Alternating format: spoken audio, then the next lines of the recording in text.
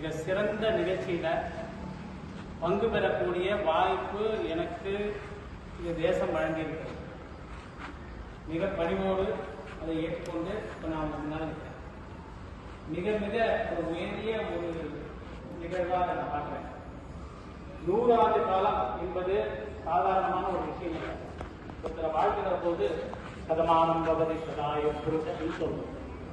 100 வருடம் ஒருத்தர் ஒரு 70 வயசு உட்கார்ந்ததை விட நம்ம 100 வருடம் வாழ்வோம். சங்கமானது 100 வருடங்களை கடந்து 1000 வருடங்களை நோக்கி போய் கொண்டிருக்கிறது. ரொம்ப இந்த அற்புதமான இந்த சங்கம் வெளியில தெரியாது. இப்போ ஒரு பேரிடர் காலம் அப்படின்னா, ஒரு பூகம்பம் ஏற்படுறது, வெள்ளம் ஏற்படுறது அப்படின்னா, வெள்ளத்தினால நம்ம ஏதோ ஒரு விஷயத்தை காப்பாற்றி ஏதோ ஒன்று பண்ணிட்டு இருக்கிற போது யாரோ ஒரு அண்ணா வராது, கூட வந்து அவங்க ஹெல்ப் பண்ணுவாங்க. கொஞ்ச நேரம் கழிச்சு பார்த்தீங்கன்னா இன்னொரு 4-5 பேர் வருவாங்க, அவங்களும் ஹெல்ப் பண்ணுறாங்க.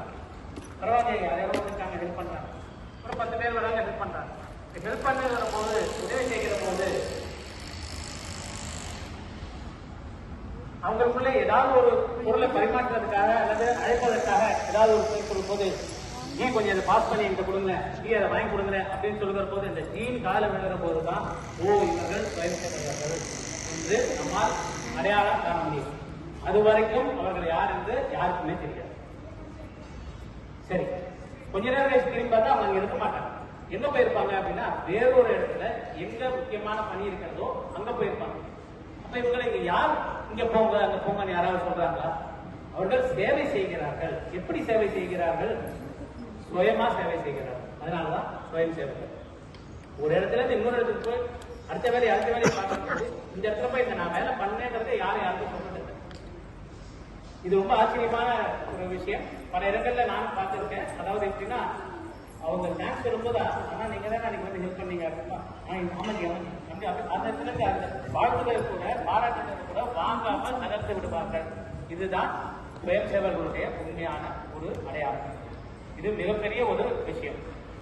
இப்போ ரொம்ப காலமா இந்த நிகழ்ச்சி ரொம்ப அற்புதமா நடந்துட்டு இருக்கு. அதாவது சங்கம்ங்கிறது ரொம்ப அற்புதமா 100 ஆண்டு காலமா நடந்துட்டு இருக்கு. இப்போ ஒரு இடத்துல ஒரு மீட்டிங் நடக்கிறதுன்னு வச்சுக்கோங்களேன். ஒரு நிகழ்ச்சி நடக்கிறதுன்னா ஒரு பாட்டு கச்சேரி இருக்கும். ஒரு பெரிய ஸ்பீக்கர் வச்சிருப்பாங்க, சத்தமா ஒரு பாட்டு கேட்கும். சாமி பாட்டா இருக்கலாம், சினிமா பாட்டா இருக்கலாம், ஏதோ ஒன்று கேட்கும். ஆனா சங்கத்தோட நிகழ்வு நடக்கிறது அப்படின்னா யாருக்குமே எங்கே தெரியாது. இப்ப வெளியில இருந்து வரும்போது பாத்தீங்கன்னா, ஒரு இடத்துல வரிசையா தெருக்குற அடிக்க வச்சிருந்ததுன்னா அங்க சங்க நிகழ்ச்சி நடைபெறுகிறது அர்த்தம். அப்ப ஒழுக்கம் என்பது உள்ள நுழைவதற்கு முன்னாடியே நமக்கு சொல்லி தரப்படுகிறது. ஒழுக்கம் இதுதான்.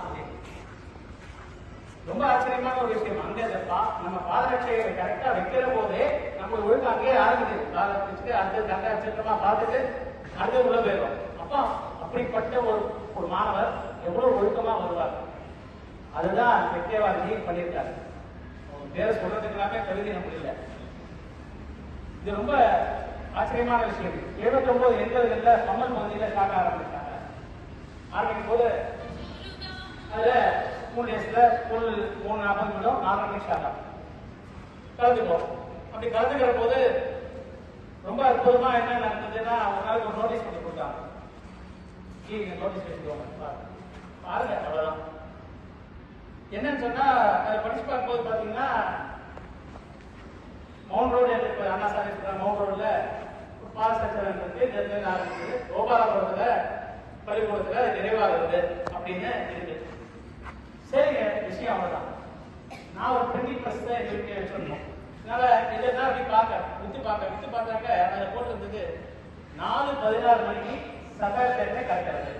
இது ஆசிரியர் போற பூர்வமானது 4:16. எப்படி முடியும்? நூற்றுக்கணக்கானவர்கள் நடக்கிறார்கள் தெரியும். ஒரு இடத்துல இருந்து போகுகிறது, அது மவுண்ட் ரோட்ல டிராபிக்கான ஒரு இடம். சரி, எங்க டிராபிக் போறது இருந்தாலும் டிராபிக், அதான் மெயின் ரோடு. 4:16 அந்த நோட்டீஸ் வந்து எனக்கு ஒரு பகவத்கீதை. 4:16 எனக்கு என்னென்ன ஆர்வம் பண்ணிடுவாங்களா? 4 கிராஸ் ஆயிடுவோமா அப்படின்னு பார்த்துட்டே வர கரெக்டா 4 நாள் சகா கேட்டது இப்ப கிடையாது.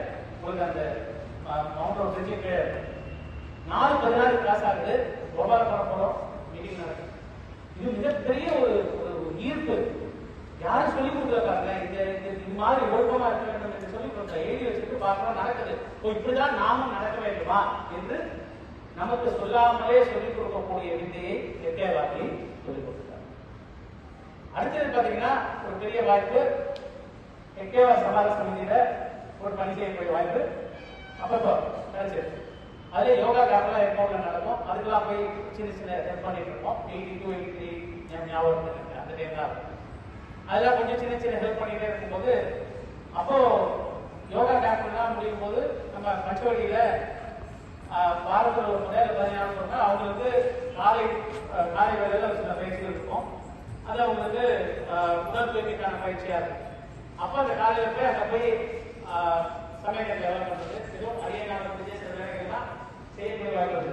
இந்த ஜாதி மதம் கடந்த ஒரு இயக்கம் என்று யாராவது சொன்னார்கள் என்றால் உலகத்திலேயே ஒரே இயக்கம் ஆர்எஸ்எஸ் தான். வேற எங்கேயும் கிடையாது. ஜாதி மதம் நம்ம எங்கேயுமே பார்க்க முடியாது. இப்போ அங்க போகிறோம், இப்போ பஞ்சவடியில் வேலை பண்றோம், என்ன பண்றோம், பிளேட் எடுத்து சாப்பிடுறோம், கை விட்டு வச்சுட்டு போயிடுறோம். யாரோ வச்சுட்டு போறாரு, அந்த அண்ணா வச்சு போறது அடுத்து நாம சாப்பிடுறோம். இது அந்த அண்ணா எந்த கம்யூனிட்டி யாருக்காவது தெரியுமா? யாராவது கேட்டுருக்காங்களா? அதை எடுத்து நான் சாப்பிடுறேன் நான் எந்த கம்யூனிட்டி யாராவது கேட்டாங்களா? இது நம்முடைய இந்த ஆர்எஸ்எஸ் ரத்தமே ஒழுக்கமே இதுதான். ரொம்ப மிக பெரிய விஷயத்தை சொல்லாமல் சொல்லிக் கொடுத்திருக்கிறார்கள். எல்லாரும் ஒருவர், எல்லோரும் ஒரு இனம், எல்லோரும் ஒரு தாய் மக்கள், அது பாரத தாயனுடைய மக்கள் என்று சொல்லிக் கொடுத்திருக்கிறார். ரொம்ப அற்புதமான விஷயம். அடுத்த ஒரு வாய்ப்பு கிடைச்சது. அது என்னன்னு கேட்டீங்கன்னா விஜயபாரதத்துக்கு கரும்பூர்ல நடந்துட்டு இருந்தது. அப்ப அதுல ப்ரூஃப் ரீடிங் உண்டான வாய்ப்பு இருக்கு. ப்ரூஃப் ரீடிங் மாசத்துக்கு ஒரு வாரம் முன்னாடி போகணும். பேர் சொல்லக்கூடாது இருந்தால் நம்ம சில பேர் சொல்ற சரணாரதி இருந்தாரு. அவர் ஒரு வாய்ப்பு கொடுத்தாரு. வாய்ப்பு கொடுத்து ஒரு பேர் சொல்றாரு, நீங்க வேணா பாருங்க. அப்பா ஒருத்தர் அங்க உட்காந்து அந்த தெரிஞ்சுக்கிற போது ஒரு மிகப்பெரிய வாய்ப்பு ஒன்று நான் கிடைச்சது. துர்கேசன் இருக்கிறா, நான் சபரிமலைக்கு மாலை போட்டிருந்தேன், என்ன பண்ண போறேன் என்னன்னு கேட்கிறாரு. இந்த மாதிரி சபரிமலை போறேன், நான் எங்கெல்லாம் போவேன் எல்லாம் சொன்னோம். இப்போ பாபர் கோயிலுக்கு போவேன், மசூதிக்கு போவேன். அப்போ சொன்னாரு அது பாபர் இல்ல பாபுரர்.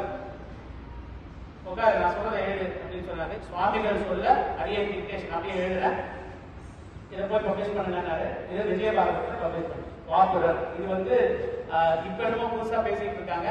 இல்ல நம்ம விஜயபாரதத்துல ஆரம்பத்திலேயே ரவீஸ் நாயக் இயர் ஞாபகம் இல்லை, 85 இருக்கும்னு வச்சுக்கேன். அப்பவே அது பப்ளிஷ் ஆயிருக்கு பாபுரர். சோ எல்லா ஒரு ஒழுக்கம் ஒரு நேரம் எல்லாமே பார்த்தீங்கன்னா அந்த நேரம் நான் சொன்னேன் 4-16 கற்றுட்டேன் இல்லைங்களா. இப்ப அரியன் மருத்துவரா இருக்கேன், ஒரு ஆங்காலஜி துறையில இருக்கேன். ஏதோ அரியனால் முடிஞ்சது உலகத்திலேயே முதல் முறையா பிரெயின் டியூமர் பண்ணது, பிரெயின் கேன்சர் கியூர் பண்ணது அரியன் தான். தமிழ்ல ஆங்காலஜி புக் எழுதுறது அரியன் தான். இதுக்கெல்லாம் காரணம் இந்த ஒழுக்கம் கத்துக்கிட்டது. இப்போ குருவா ஏதுகாலத்துல இருக்கோம், பல ஆயிரம் பேருக்கு ஒரு வழிகாட்டியா இருக்கிறோம் அப்படின்னா இப்ப நம்ம பேசுற காலையில 8:30 மணிக்கு சுவாமிகளுக்கு சிந்தரபிரானுக்கு அதிஷ்டானத்துல பூஜை நடக்கும், அபிஷேகம். முதல் சொந்த ஜலம் 8:30 மணிக்கு விடுவோம். கேட்பாங்க, சுவாமி பூஜை எத்தனை மணிக்கு? 8:30. 8:29 இல்ல, 8:31 இல்ல, 8:30. இது பொறுப்பேற்கிறதுக்கு ஒரு 20 வருடமா இது நடந்தது. 8:29 8:30. அதே மாதிரி பாத்தீங்கன்னா 11:11 என்பது 11:11 கரெக்டா விநாயகர் பூஜை நடக்கும். 11:11 இப்போ வெளிநாட்டில ஏதோ வரதா சொல்றாங்க, இல்லவே இல்லை. நம்முடைய அம்மையார் சொல்லி கொடுத்த ரகசியம் 11:11 என்பது நீங்க எங்களுடைய எதிர்காலத்துடைய அந்த பேஸ்புக் மாதிரி இன்ஸ்டாகிராம் பழக்கம் ரொம்ப அருகில் இல்லை. இன்ஸ்டாகிராம்ல போய் பாத்தீங்கன்னா 11,400 போஸ்ட் போட்டிருக்கோம். 11,400 போஸ்ட்ல முக்காவாசி பாத்தீங்கன்னா அது 11 நேரம் ஆகும். இப்போ 10 நாள் ஹோமம் பண்ணேன், நவராத்திரில 10 நாள் ஹோமம் வருது. அப்போ பாத்தீங்கன்னா அது கரெக்டா 8:30 மணிக்கு காட்டுவோம். நம்மள பிரச்சனை 9:45 ஹோமம் மணியை காமிச்சிங்கன்னா தயவு செய்து மணி அதை நான் கேட்போம். சரி, இதெல்லாம் எதுக்காக சொல்ற? சுய விளம்பரம் இல்லை. எதுக்காக சொன்னா என்னை இப்படி ஆக்கியது இந்த சங்கம். சங்கத்திலிருந்து அடியே கற்றுக்கொண்டேன் என்பதை விட சங்கம் எனக்கு சொல்லாமல் கற்றுக் கொடுத்தது. அடியனால அதை இன்னைக்கு பயிற்சி பண்ண முடியும். சங்கத்துல இப்ப நம்ம ஒரு வேலை செஞ்சோம்னா யார் செஞ்சாலே தெரியாது இல்லையா? அதே மாதிரி நம்முடைய பேருக்குல இன்னார் பூ வாங்கி கொடுத்தாலும் தெரியாது, இன்னார் தேங்காய் வாங்கி கொடுத்தாலும் தெரியாது, அடியன் வந்து ஏதாவது ஒரு சின்னதா ஒரு காலத்துல ஏதாவது வாங்கி கொடுத்தது தெரியாது, எதுவுமே தெரியாது. இந்த ஒரு குருவுக்கு இன்னைக்கு நான் குருவா இருக்கலாம், ஆனா எனக்கு அதை ட்ரைனிங் கொடுத்து எனக்கு பண்ணது எது, நான் எப்படி கற்றுக்கொண்டேன் என்றால் இப்போ அந்த சங்கம் தான் அதுக்கு காரணமாக இருந்தது. ஸோ இப்போ ஒரு தனி மனிதராக ஒருத்தருடைய வாழ்க்கையில பார்க்கும்போது எனக்கு இவ்வளவு பெரிய மாதங்கள் இருந்தா ஒவ்வொருத்தருடைய தொழில எப்படி இருந்திருக்கும். அப்ப இந்த தேசம் பாருங்க, இப்ப நம்ம பேரத்துல ஒரு முக்கியமான ஒரு விஷயம் சித்தர் சொல்லி கொடுத்து நாங்க பண்றது முதல் பிரார்த்தனை. எல்லாருக்கும் தெரியும், பேரத்துக்கு வரணும். முதல் பிரார்த்தனை நம்முடைய தேசத்துக்கான பிரார்த்தனையா தான். முதல் பிரார்த்தனை நம்முடைய தேசத்துக்கான பிரார்த்தனை, அதன் பிறகுதான் இண்டிவிஜுவல் ஒவ்வொருத்தருக்கான பிரார்த்தனையா இருக்கு. இது வந்து ரொம்ப ரொம்ப அற்புதம். ஒரு சங்கம் வந்து மிக பெரிய சாதனைகளை சேவைகளை எல்லாமே செஞ்சிருக்கு. இது வந்து வெளியே யாருக்குமே தெரியாத அளவுக்கு நிறைய விஷயங்களை செஞ்சிருக்கு. இது மேலும் மேலும் சிறப்பாக வளர வேண்டும். அதற்கு நாம் ஒவ்வொருவரும் அந்த சங்கத்துல நம்முடைய கடமைகளை செய்து கொண்டிருக்கிறோம், இன்னும் செய்வோம், செய்ய வேண்டி இல்லாமல் இறைவனையும் பாதமான தேவையும் வேண்டி ஒரே ஒரு விஷயம் சொல்லி முடிக்கிறேன். இங்க இந்த நாட்டுல எல்லாரையுமே நம்ம தெய்வமா பார்ப்போம். இது ஒரு குழந்தை உட்கார்ந்துட்டான், அவனை ராமரா பார்ப்போம். சிறுவரையெல்லாம் தேவியின் வடிவம், சிறுவர் அனைவரும் ராமரே என்று சொல்லி நிறைவு செய்கிறேன். பாரத் மாதா கி ஜெய்.